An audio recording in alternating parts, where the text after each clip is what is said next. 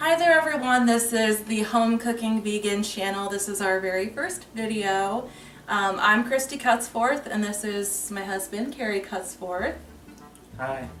He really does not want to be on this video. No, I'm not supposed to be here. Actually, we co-host things already. We have a podcast that we do together called The Perilous Pretenders, so this shouldn't be that different for you. I guess you're not used to being on camera, but that's okay. But back in the day, I used to have a channel called Veggie Beauty, and I used to do kind of like beauty videos, makeup videos. I still own and operate my own vegan cosmetic company, Pumpkin and Poppy Cosmetics, but I want to focus more on cooking and cooking videos. So this is a new channel and a new endeavor for me. So I have a new cookbook that I just released called Home Cooking Vegan. You can find it on Amazon. It is for sale over there, so check that out. And yeah, we're going to be doing Kristy's birthday cake. That's what this episode is.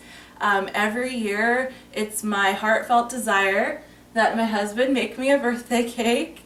And every year he freaks out about it. He wants to do a practice cake, and that's kind of like his, that way he feels like he won't mess up my birthday. I have done it before. He's made this. Each year. He's made this particular cake before, and it's tasted delicious. But we're doing our practice cake because he does not bake other than like once a year for my birthday. So this is my birthday cake, but a week early. So that's why we're not doing frosting for this particular episode. I probably will have videos in the future on decorating cakes and making your own royal icing, which is actually a recipe in my cookbook. This particular recipe is not in Home Cooking Vegan. This is a new recipe. Well, not a new recipe. This recipe will be in an upcoming book for sure, but it's my chocolate cake recipe, and I make it extra chocolatey. If you look right here, 12 tablespoons of cocoa powder, so you know it's going to be extra chocolatey. Alright, so Carrie, I want to see what you remember about baking cakes. We're going to go from there. I just want to see like what you retained from last year. And this can help out newbie bakers too. Like, I'm hoping that this video will help out anyone that's not comfortable baking. It's not a super hard recipe by any means. It's pretty easy. The only trouble with chocolate cakes is you want to make sure your cake pan is thoroughly greased and you have parchment paper at the bottom and grease that as well, because what happens is the chocolate coats on the bottom, like it bakes like kind of harder on the bottom because it's a darker color than vanilla cake, and it has more of this cocoa powder in it, which burns easier than flour, so it will stick to the bottom like really easily if you don't grease it properly, which has ruined tons of cakes for me. I mean, how many cakes have I thrown away because they get stuck to the bottom when I go to flip it over? Oh, probably at least half a dozen, maybe more. So please, like, this channel is, you jump in where you're at. I'm going to fill you in on the stuff that messed me up when I first started learning how to cook and bake, so don't feel intimidated. And that's why we're bringing Carrie in here too. He can kind of like bring in the instructions for like a beginner cook, so if he has a question, he'll probably be answering anything you're asking. Yes. So we start with the flour. Yes, good job. And then you gotta run it through this thing. Okay, now what is that called? Sieve kind of thing. It's a flour sifter. Sifter. And you do not have to have one of these actually for this to work. If you have a fine mesh strainer, usually they come with like a set of what I want to say, kitchen tools or kitchen ingredients and tools when you get married or when you have a get together and people give you Christmas gifts for your new kitchen. Usually you'll have like a fine mesh strainer. You can just kind of go like this through the fine mesh and it will sift it out. And then just to make sure the ingredients are thoroughly combined, I like to take a whisk and whisk the ingredients if I'm not using this. As you see, like inside of here, it has this mechanism that does that for you. But if you don't have that, that's okay. You don't need one. So we load this up with flour, right?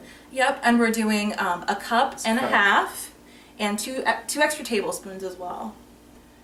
So I know that sounds confusing, but it's just slightly more than a half cup, 1.5 cups. Okay, so I assume you want me to get behind Yep. the camera and then you're going to take over? No, okay, we're gonna take turns here. I just want to see, I'm gonna help you. How about that? Okay. I want you to use your impulses from making a cake before. So what do we do? How do we get the flour into the measuring cup? Quiz number 1. We don't pour it or we don't scoop it directly in. We like use a spoon or a smaller thing and load it up. Measuring cup? Yeah. Well, you want to. Why do we do that? Because if you compact it, you get more flour than what you want. You need to have it not be that way.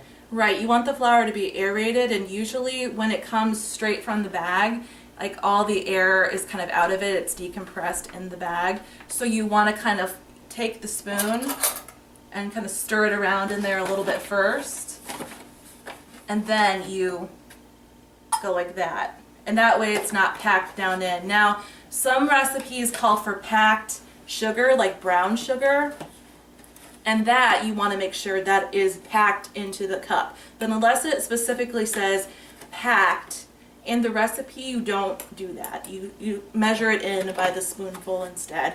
And then I will actually get a butter knife and you can get the excess off. Like that's what I do after the fact. Like I'll take the knife and I'll scoop it across the top back into the bag, and that way you have a perfectly level, even cup. Because baking, unlike cooking, you have to be precise.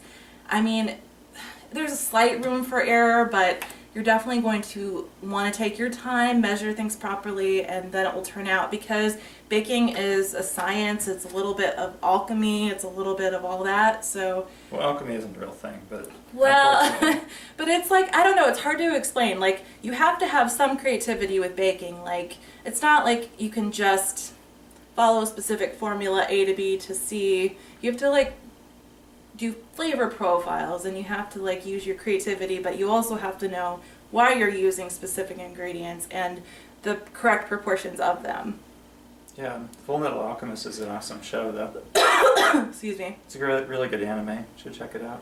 Full Metal Alchemist. Yeah, Carrie's the resident anime expert. I am not. Please don't say it like that. No, it's his passion. I enjoy some anime. I have not seen that show. We need that, okay, so I got this flour. Okay, but remember we need the knife to measure it off, so just give me a second, alright? Alright, so he's going to take the butter knife and he's going to scoop it back into the bag. You got this. There you go. And if a little bit gets out of the bag, who cares? That's what you have a paper towel for. It's not a big deal. There you go. Yeah, and put it into the bowl. We put our dry ingredients into the larger bowl. And the bowls I like to use if I am using any kind of mixer, like we're using this mixer, you want a heavier bowl, or else it likes to jiggle all over the place. So that's why we do that. So for the half cup. He's doing his half cup.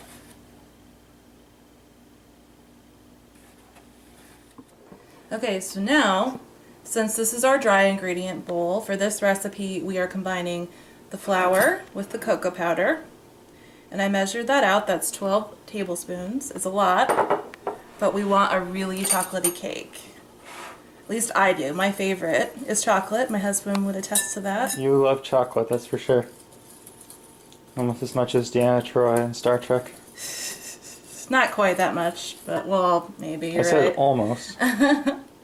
Okay, so we have our dry ingredients, and the reason I didn't use the sifter, Carrie measured it into the bowl, but that's okay. See, we're using our whisk. It's not a big deal. Like I said, I don't belong here baking. You're fine. Everything's great.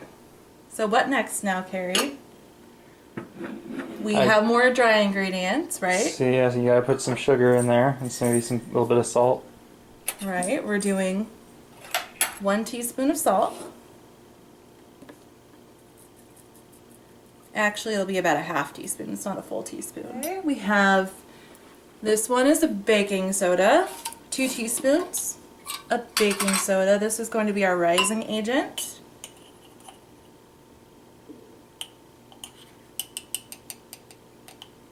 Baking soda. And then we do 1 teaspoon of baking powder.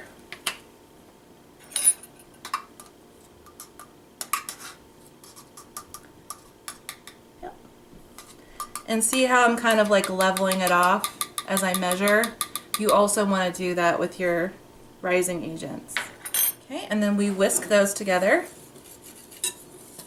just so they're evenly distributed in the batter. That's why we do that. Okay, and a tip for you guys, put away the things when you're done using them. That way you kind of know if you forgot a step. So since we already used these, we did the flour, we're moving that to the side. All right, we're gonna make our own buttermilk. So we do that. We measure 2 teaspoons of apple cider vinegar. And this is almond milk. You can use any kind of non-dairy milk you want. I prefer unsweetened almond milk. You mix that together and let it kind of curdle and thicken for a few minutes. And another reason we like to use buttermilk in baking or something with acid in it is because it reacts to the rising agent in the batter, so it makes it rise. Is this kind of ringing a bell, Carrie? A little, yeah. Do you have any questions so far? Maybe the listeners will have some questions too, the viewers. Not yet. Okay, now what's the next step? What do you think? Looking at the ingredients on the table. Combine the liquid ingredients. Good job. Along with our sugar. Now, with most, I'm going to roll up my sleeves here. With most cakes, you'll have a butter usually, like a butter base, but if you're doing an oil base, you're going to it's called creaming together the sugar and the fat. And this just makes the cake nice and moist. And we're going to measure out 1.5 cups of sugar. That's a lot of sugar, I know, but that's cake for you. It's a special occasion kind of a thing.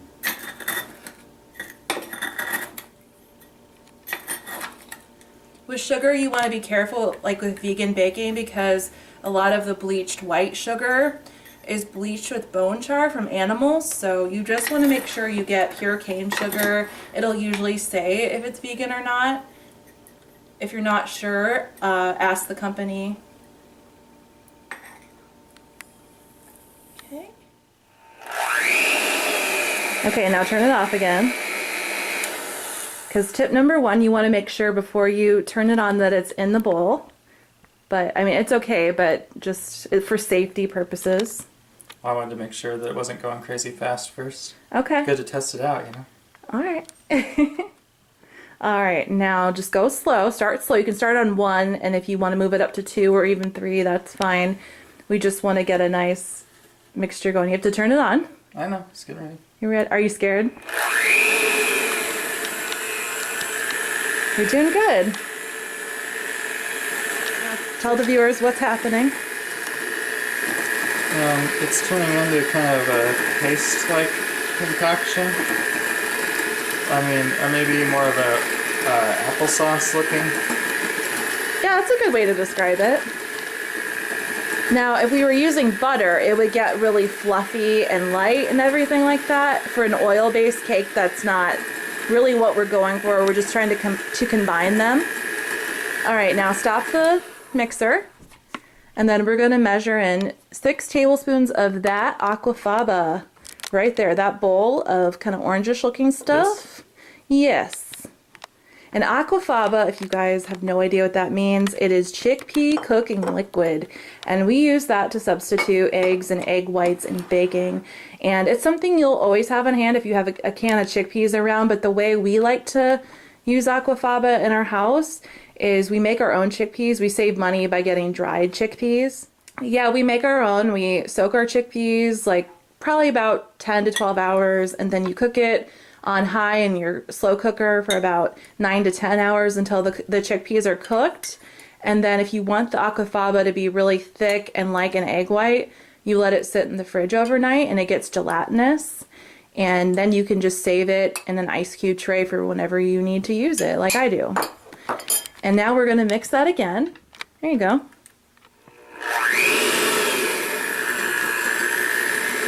Nice. We're just combining these. And see why we'd want to use a heavy bowl, Carrie? So it doesn't fly around everywhere. Yeah, that would be bad. All right. We're going to do that for about a minute. You could turn the speed up a little bit. Yeah, I think I'm good with this. Just a little bit higher. It won't hurt you, I promise. So, Carrie, how does it feel? Scary. Why is it scary? Because all this will probably end up in some sort of exploded nightmare cake when I'm done. Why do you think that? You made me a delicious cake last year. What? Nuh-uh. It was awesome. Tell the viewers a little bit about yourself. Like, what's your day job? Why are you a vegan? I'm a web designer. Don't be modest. You're really talented. He did all of the design work on the book for Home Cooking Vegan. He helped turn it into an ebook. We wouldn't be here without him, so. Yeah, I had to keep it pretty simple so that it would work in EPUB format and be responsive to everybody's screens. I would have liked to have done a more magazine-style layout, but that's really not possible to have that work in EPUB and keep it responsive for your phones. All right, that's enough on that. Good job. Okay, keep it handy though. We'll use it to combine. We're going to add that vanilla in. See the dark bowl right there? This? Yep. That's already measured out. That's 4 teaspoons of vanilla. If you have coffee extract, which I do not right now, you could substitute 2 of those teaspoons for coffee extract, but if you don't, like I don't right now, just add in extra vanilla. It'll still taste awesome. Okay, so we combine that. Coffee now? Yep. That's this, right? Yep, we're going to combine the coffee and the milk together. See how that has curdled now? I'm going to pan in on that. Yeah, it's curdled now. So it's our buttermilk now. Okay, so I'm adding the coffee in now. Yep. Great. Then we'll add the buttermilk.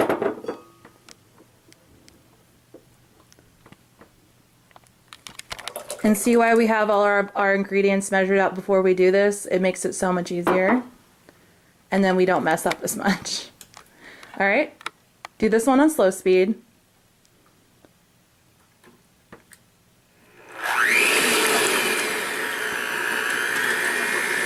All right. All right, that's enough.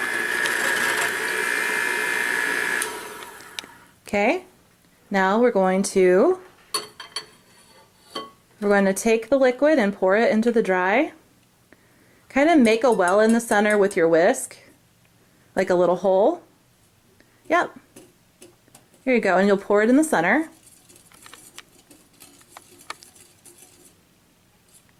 Nice.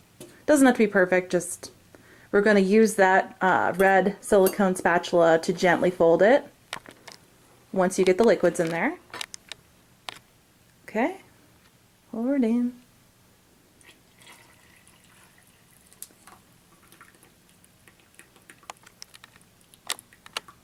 Chocolatey. Yummy.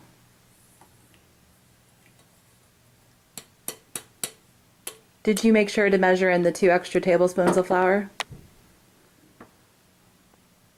I did one more of these. Or yeah, I did one of these of flour. I did One of those? Yeah, one of the 2 of these of worth of flour. Okay, so we need to add an extra 2 tablespoons of flour. That's okay. You sure? Yep, that's the recipe. It's like, you need slightly more than 1.5 cups to get the right texture. Plop. Plop. It'll still turn out good. You're going to fold it. Do you remember what folding means? Yeah, yep. And why are we going gentle with it? Do you remember? Because it will get too tacky. If you do it quickly, it'll get kind of a gluteny, yeah, gummy texture that you don't want. Yeah, it'll get tough. Nobody wants a tough cake. Like, the less you activate the gluten in the flour, the more moist and fluffy it'll be. You can be a little bit more aggressive than that, though. But we want to do it until it's basically all just moistened, like you get most of the dry flour bits combined. It's okay if there's a few clumps left. They will bake out when we go to put it in the oven. Does it smell good, Carrie? It does smell good. It smells very chocolatey. What's your favorite cake that I've made for you in the past? Probably one of the ones with peanut butter frosting. Chocolate cake with peanut butter frosting. Yeah? The Batman one was really good. Tell them what the Batman one was. I think it had chocolate chips on it and like kind of a peanut butter frosting for, it was like a bat symbol you did, or like... Yeah. Yeah. Bat symbol with the chocolate chips. Yeah, and peanut butter frosting. Aw, that's really sweet, Carrie. I think that looks pretty good. Alright, so next, what do you think we do? Dump it into the... Not yet. Or gotta grease that thing. Okay, so the cake pan's behind you. We actually need to do 2 of them because I forgot that batter is a lot. I'll let you handle this part. This is my baker's release, and this has been a lifesaver, especially for chocolate cake. It's just equal parts liquid fat, so either canola oil or grapeseed oil or sunflower oil, some kind of neutral tasting oil, and then 1 tablespoon of vegetable shortening. Spectrum has a really good vegan vegetable shortening that I like to use. It has non-hydrogenated fat. That's a good recommendation for baking. And then 1 tablespoon of flour. And that makes the perfect cake releaser. So you grease your pan like so. It's kind of gross, but nothing is worse than putting in all this effort and seeing it rise beautifully in your oven and then it doesn't release from your pan. And then we already did this part, but you take a piece of parchment paper and you put it underneath your cake pan, and then you take a pencil, measure around and cut it out so it fits directly on the bottom of your cake pan. And this is just because the bottom needs a little bit of extra help to release from the pan, because that's where the heat element is. It's at the bottom of the oven, so it likes to cake on there. And then for extra assurance, I still grease the parchment paper because I've been burned so many times in the past. But this is a no-fail method. It's always worked for me. Alright, so when filling a cake pan, you definitely want to make sure you don't overfill it, because what will happen, you go to bake it and it will explode out the top kind of like a lava or something. You want to get it about 3/4 full of the batter. Does not need to be full. It will rise the rest of the way if you've done your recipe correctly. So yeah, just a little bit more than a half. And that's about the right amount there.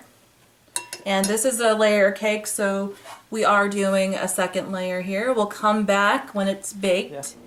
Alright, do you guys see how it's slightly pulling away from the sides of the pan? This is about 35 minutes in.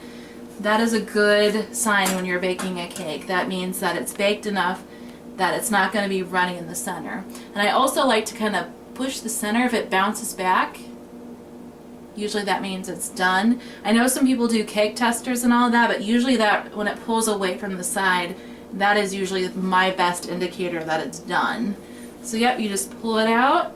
And we're going to put it on a cooling rack and let it sit for about probably, I don't know, 5 minutes first, and then we'll flip it over. The cake is done. The cake is done. Carrie baked a cake with me. Is it ready? Yeah, do you want to talk first? Or? Yeah, let's talk. So, the cake is done baking, and I'm going to show you guys how to flip it out onto the cooling rack. This used to scare the crap out of me back in the day, because when I grew up we always did like sheet cake. We did not do layer cakes. This was like a Kristy Cutsforth request. I think, right, Carrie, you grew up with layer cakes, like circle layer cakes? Yeah, those are my favorite. So I had to learn how to do that. I had no idea. And I think I dropped a few, so this is just my tip on how to do it. It's not that hard. just takes a little like confidence and just go for it. So here, like, you want to pan the camera down for me, hon? Alright, see, I have my cooling rack on top of it there. I'm going to take one, I'm going to move it to the edge of the table. I'm going to take one of the what do you call these things? Pot holders on the bottom, one on the top, and then you invert it carefully. Pull out your pad there, cooking pad, and then pull it up. And look at that, the cake releaser worked. I told you guys, you do not have to struggle one little bit. Voila! That's the first layer. Now I want you to do the next one to show how easy it is. Carrie? I don't think that's a good idea, but okay. I think you should. You should show how easy it is. Are you scared, Carrie? Yep, this probably will go interestingly. Let's see. So put this on top. Yep. And I'm going to put my glove on here. Yep. And actually, I do want to give a shout out to my very much loved pot holders there. They're a little Etsy company called Collisionware. I'll put a link in the down bar. I'm not being paid to promote them, but they're adorable, handmade, hand-sewn pot holders. I love them. I always get a new pair when they wear out and get dirty and nasty. Look at you did it! I told you, Carrie. Guess you're right. How do you feel? I'm surprised. Look at the camera. Smile. You did it. I'm very surprised that it turned out as good as it did. The cake releaser is a miracle, right? Yeah, not that the cake releaser is bad, but usually I mess this up, so. Well, you did great, and now aren't you giving other people confidence that they can do this? Maybe. They can make birthday cakes for their loved ones? Possibly, yeah. So what we're planning on doing, actually, we're going to freeze these for my birthday next week. Like a little cheat, a little home cooking vegan cheat for you guys. If you want to do things ahead of time, you totally can cheat and freeze these. Cover them up first in plastic wrap, then aluminum foil, and then put them in the freezer. Let them thaw like a day or two before you need them, and then they're actually easier to frost. Alright, so that wasn't that hard, was it, Carrie? Wasn't nearly as hard as I thought it was going to be, yeah. Okay, and maybe eventually you'll get to the point where you can make this without me someday for my birthday? Maybe in like another 10 years or something. No, you did so good. Guys, didn't he do great? He's a good sport. And we're going to make this kind of like our, I don't know, probably do a video every couple weeks or so. And I'm just going to be teaching Carrie a few things here and there. Because my dream is that he will make me a meal for my birthday or anniversary or something. I really just want him. That's the way to my heart. It's not just a guy thing, it's like a girl thing too. It's the way to my heart is to cook for me. Yeah. And it's something I think he wants to do for me, but he's afraid to. So we're going to improve your skills a little bit. Yeah. But Carrie, you did good. And what else do you want to say about going vegan? And why you're a vegan? Well, I am an ethical vegan because I don't believe that we should be harming animals, and that I think factory farming is wrong. I also think it destroys the environment too. I was gonna say also, I think it's one of the best things you can do to help the environment and to battle climate change as well. Without all the factory farming, we wouldn't have nearly as much gas going in the atmosphere or using up fossil fuels. And also it's been really good for my health too. I noticed I've gotten sick less often. I usually feel better. You really like the food we make, like you don't miss even being vegetarian, because I know when I met him, actually he was the one that got me to go vegetarian first when I met him all those years ago, back in 2007, 2006, right? Yep. He got me to go vegetarian, and then I watched a documentary called Earthlings, and I was like, yes, we have to go vegan. We can't support the dairy industry or the egg industry either. It's really bad. So it's all really bad. So I think cheese was the hardest thing for us to give up initially, but it got a lot easier, and cheese substitutions nowadays are pretty good. They've gotten better, yeah. Like the Chow vegan cheese, I really like that a lot. And I have a recipe for potato cheese sauce in my cookbook as well that I use in macaroni and cheese, and which is very good. different things like that. And yeah, honestly, it's so good. You won't miss dairy or any of those other things. So it's one of my favorite recipes. Oh, is that it? one a lot, yeah. We'll have to make it for the show sometime, so you know how to make it for yourself. Yeah, we could do that. Or you could just keep making it for me. Well, I will, but it also it'll help the viewers that aren't as comfortable in the kitchen. You can ask the questions that maybe they would ask. All right. That's kind of what he's here for. So you're doing great, Carrie. Thanks for helping, and thanks so much for watching and supporting our channel. Make sure to subscribe if you want to see more videos. Please go to Amazon and check out my book. If you have, I think it's called Kindle Unlimited, you can read my book for free actually. So if you already are a member of that, you have access to my book already. It's just the Home Cooking Vegan, 150 delicious vegan recipes. I hope you guys enjoy it. We'll do more of these videos as time goes on. And thanks so much for supporting our channel. I'm Kristy Cutsforth. I'm Carrie Cutsforth. And we're Home Cooking Vegans.